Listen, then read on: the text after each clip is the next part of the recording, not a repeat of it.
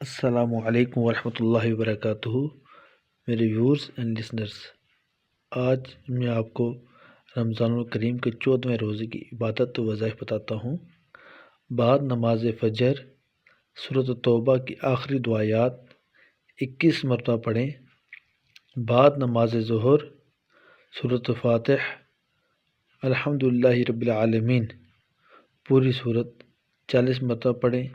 بعد نماز عصر دعائے کرب و نجات 25 مرتبہ پڑھیں۔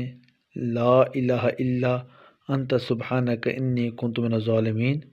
اس کے بعد سورہ فاتح 21 مرتبہ پڑھیں۔ بعد نماز مغرب پنجم کلمہ استغفار 100 مرتبہ پڑھیں۔